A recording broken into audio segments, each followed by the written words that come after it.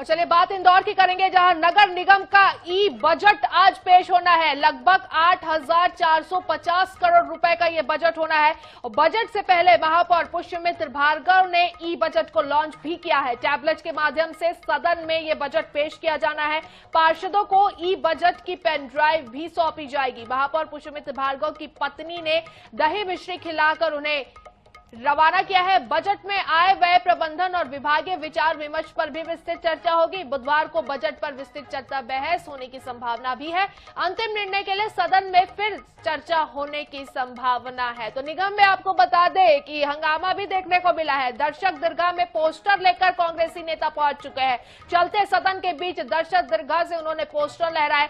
नगर निगम के बजट सत्र के दौरान आपको बता दें जमकर हंगामा भी देखने को मिला है। भागीरथपुरा के रहवासियों के साथ कांग्रेसी नेता पहुंचे। दर्शक दरगाह में पोस्टर लेकर ये कांग्रेसी नेता पहुंचे हुए हैं। ग्रीन, सोलर और डिजिटल बनाने का ये बजट है। भविष्य के इंदौर के लिए इस साल के बजट में हमने विशेष रूप से 2050 का विजन लेते हुए आत्मनिर्भर इंदौर और आत्मनिर्भर नगर निगम की आधारशिला रखी। देश के यशस्वी प्रधानमंत्री माननीय नरेंद्र मोदी जी के 2047 में विकसित भारत और मध्य प्रदेश के यशस्वी मुख्यमंत्री डॉक्टर मोहन यादव के तहत जितने भी आधारभूत मुझे लगता है कि आवश्यकता है, उन सबको ध्यान में और मद्देनजर रखते हुए हमारे महापौर जी के नेतृत्व में हमारी नगर निगम की पूरी परिषद ने यह बजट बनाया है। तो महेश मिश्रा इंदौर से हमारे संवाददाता हमारे साथ जुड़ चुके हैं। महेश जी, सबसे पहले जो कांग्रेसी नेता वहां पर हंगामा मचा रहे हैं उसके विषय में आपसे जान लूंगी, किस मुद्दे को लेकर ये जो है पोस्टर लेकर पहुंचे हुए और अभी फिलहाल सदन की क्या स्थिति है? देखिए, मैं इस वक्त जहां मौजूद हूं, मेरे ठीक पीछे वो हॉल है जहां पर ये कार्रवाई चल रही है। और जो कांग्रेस के नेता यहां पे दर्शक दीर्घा में पहुंचे थे, जहां पर शहर के लोग बैठ के अपने शहर के बजट को देख सकते हैं। यहीं पहुंचे थे ये कांग्रेस के नेता। ये कांग्रेस के नेताओं के हाथ में तख्तियां थी, बैनर पोस्टर लेके पहुंचे। तो ये सभी विरोध कर रहे थे भागीरथपुरा कांड का। जिस तरीके से आपको याद हो, दिसंबर महीने में इंदौर में दूषित पानी के चलते भागीरथपुरा में 35,000 लोगों को अपनी जान से हाथ गंवाना पड़ा था, उनकी मौत हुई थी। तो उसी को लेकर ये सारे लोग पहुंचे थे। उनका कहना है कि भागीरथपुरा के जो पीड़ित थे उनको अभी इंसाफ नहीं मिला है। कई परिवार ऐसे, कई परिजन ऐसे हैं जिनका ये आरोप है कि उनके नाम और उनकी जानकारी तो ली है नगर निगम ने, पर उन्हें किसी तरह की कोई सहायता नहीं दी गई है। तो इसी सारी बातों को लेकर जो है ये हंगामा और जोरदार हंगामा। दरअसल ई बजट को लेकर पुष्यमित्र भार्गव जो इंदौर मेयर है वो पहुंचे थे। पहले जो की एक प्रक्रिया होती है उसके तहत राजगान के बाद में जो है श्रद्धांजलि सभा शुरू की गई थी। जितने दिवंगत है पिछली बजट से लेकर अभी तक के बजट के बीच में सभी को श्रद्धांजलि दी जा रही थी। और श्रद्धांजलि सभा के बाद में जैसे बजट प्रस्तुत होना था उसी के बीच में हंगामा शुरू हो गया और हंगामा जोरदार रहा। जो यहाँ पर मौजूद सुरक्षा कर्मियों ने उन्हें बड़े मुश्किल से बाहर निकाला। इसी बीच में सभापति ने जो है एक ब्रेक लिया और ब्रेक लेके उन्होंने जो है कुछ समय का एक ब्रेक लिया। अब वापस से सदन की कार्रवाई कुछ मिनटों पहले शुरू हुई है।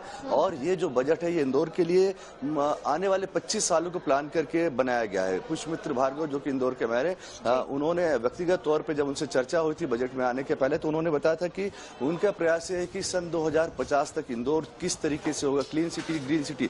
जैसे कि इंदौर की हम बात करें तो इंदौर शहर जो है इस हाल में जहाँ पे ये बजट जिस तरफ हो रहा है, इंदौर शहर जो है आप यहाँ से पूरे शहर की ओर एक नजर भी लगा सकते हैं। इस शहर में आपको हरियाली नजर आएगी, पर इस शहर के कई इलाके ऐसे जहाँ से हरियाली और जहाँ से ये पूरी जो कहें कि आबो हवा जो है वो चेंज हो रही है, शहर में बड़े बड़े कंस्ट्रक्शन हो रहे हैं। तो उसको लेके एक फोकस है कि किस तरीके से ग्रीन सिटी रहे, क्लीन सिटी रहे। साथ ही शहर को, इंदौर को जो है डिजिटल बनाने की तैयारी है। जिस तरीके से जो आगामी जनगणना है उसमें कहा जा रहा है कि हर घर का डिजिटल सर्वे होगा, उसी तरीके से इंदौर के हर घर का डिजिटल पता होगा। आप बार कोड से स्कैन करके आप उस घर का पता, उस घर की जानकारी निकाल सकते हैं। इस पे काम हो रहा है। साथ ही साथ निगम का ये जो बजट है ये 8,450 करोड़ का है और निगम की जो जो आया है वो लगभग 2000 करोड़ के आसपास है। तो ये अपने आप में एक बहुत बड़ी बात है कि निगम इस पूरे गैप को कैसे भरेगा। अभी तक निगम जो है वो कर्जे लेते आया है, बॉन्ड के जरिए जो है निगम इस पूरी चीज को, इस गैप को भरने की कोशिश करता है। पर जो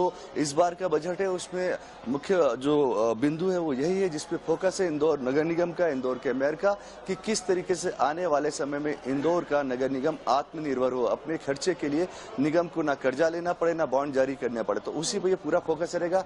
अब जैसे बजट का अभी फिर से उद्बोधन शुरू हुआ है, धीरे धीरे ये बजट जब सामने आएगा तो इसके बिंदु क्या है, इसके लिए क्या प्रावधान किए गए हैं, क्या रोड मैप बनाया गया है कि जिससे ये हर साल लगातार घाटे में जाने वाला नगर निगम कैसे आत्मनिर्भर बनेगा। तो ये अब से कुछ देर बाद में स्पष्ट हो पाएगा। जी तो बिल्कुल अब से कुछ देर के बाद में स्पष्ट हो पाएगा। लेकिन संभावना की अगर हम बात करें तो 8000 करोड़ से ज्यादा रुपयों का जो है वो ई बजट जो है वो पेश किया जाना है। तो 8000 करोड़ से ज्यादा का बजट पेश करने वाले हैं। तो किन किन क्षेत्रों की अगर हम बात करें तो उनको ज्यादा फायदा मिल सकता है, किस पर ज्यादा फोकस रह सकता है?